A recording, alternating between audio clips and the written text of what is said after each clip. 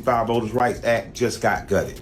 They gutted it. They literally eviscerated it, and it's now trying to make it easier, or allowed it to be easier, for states to redraw district lines to annex those most in need out. This is not just black people and African Americans. This is poor people. So based on where you are, the more poor people are, they can chop you up. They can make sure you aren't voting on the behalf of the poor and the interest. They can make sure that it affects your schools. They can make sure it affects your jobs. They can make sure it affects every part of your life. So right now, you need to be putting pressure on our local politicians and local municipalities not to do this. We need to be putting pressure to make sure that those like you and like your neighbors still have the ability to exercise the full constitutional rights of voting, and it being effectively not eviscerated and us being taken back to Jim Crow.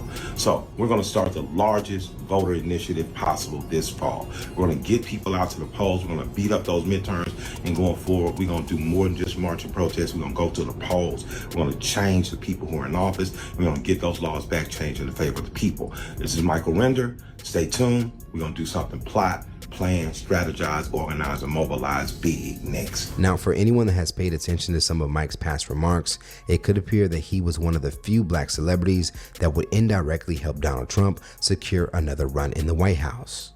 Many are calling out one of Mike's main stances of openly challenging Democratic nominee Kamala Harris by saying being black doesn't guarantee the vote, in the time he would meet up with Trump loyalist Governor Brian Kemp of Georgia in 2024. So for some to see Mike now change his tone a bit after the Voting Rights Act would no longer be upheld as Trump sits in the White House, they believe Mike is partly to blame.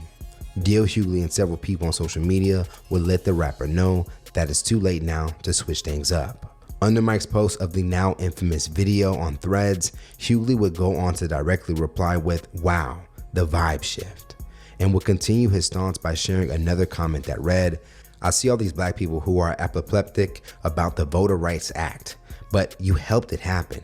Miss me with that BS. Google don't forget, neither do I. Get the F out of here." Now, even though that message, unlike the previous one, was not directly addressed to Mike, many would go on to assume that's who Hughley was calling out. As mentioned, several users would make sure that Mike was fully aware of being a part of the problem, despite now trying to appear that he's a part of the solution. And I'm talking directly to you, Killer Mike. Your ass is tagged. So Killer Mike decided to post this shit on Threads. Americans, we've got work to do beyond the polls this year, no matter what. Plan, plot, strategize, organize, mobilize. Shut the f***. Cause wasn't this your bitch ass in 2024?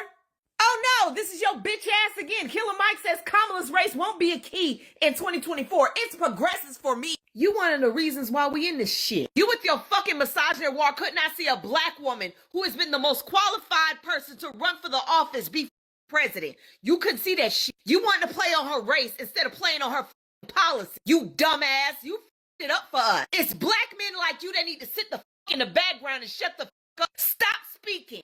You are not a